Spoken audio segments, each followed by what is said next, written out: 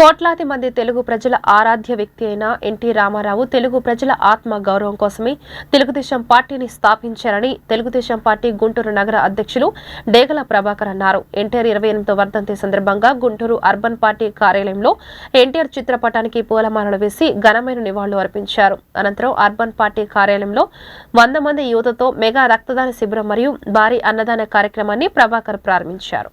ఈ రోజున తెలుగుదేశం పార్టీ వ్యవస్థాపకులు విశ్వవిఖ్యాత నట సార్వభౌమ నందమూరి తారక రామారావు గారి 28వ వర్ధంతి సందర్భంగా గుంటూరు అర్బన్ పార్టీ ఆఫీసులో తెలుగుదేశం పార్టీ కార్యకర్తలు, నాయకులు, ప్రజలందరూ కూడా ఘన నివాళులు అర్పిస్తూ ఈ రోజున ఇక్కడ యువత కూడా బ్లడ్ డొనేషన్ కార్యక్రమం పెట్టారు.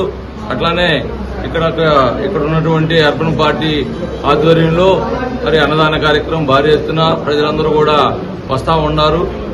నందమూరి తారక రామారావు గారికి ధన్యవాదాలు అర్పించాలని చెప్పేసి విశ్వవిఖ్యాత నట సార్వభౌమ నందమూరి తారక రామారావు గారంటే తెలుగు ప్రజలు ఎక్కడున్నా గాని ప్రపంచవ్యాప్తంగా తెలుగువారి కీర్తి ప్రతిష్టలు పెంచినటువంటి మొట్టమొదటి వ్యక్తి నందమూరి తారక రామారావు గారు.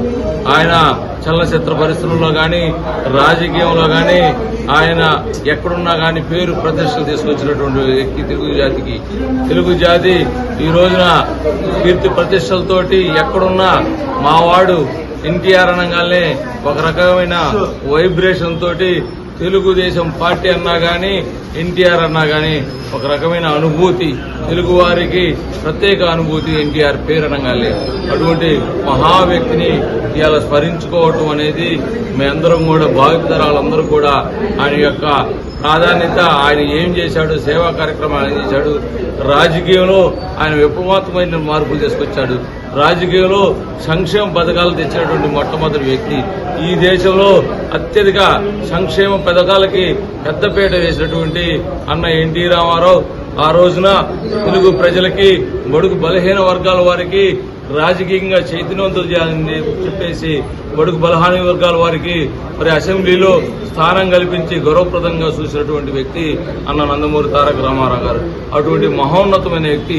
ఆయన గురించి చెప్పాలంటే అనేక రకాలైనటువంటి సంక్షేమ పథకాలని, కార్యక్రమాలు కానీ ప్రజలకి, పేద ప్రజలకి గూడు నీడ అనేది 3 కార్యక్రమాల ప్రజల్లో స్వచ్ఛకెళ్ళినటువంటి వ్యక్తి. అటువంటి మహాన్నతమైన వ్యక్తి ఈరోజు స్మరించుకోవటం తెలుగు ప్రజలందరూ కూడా ఆయనకి ఘననివాళులు అర్పిస్తున్నారు.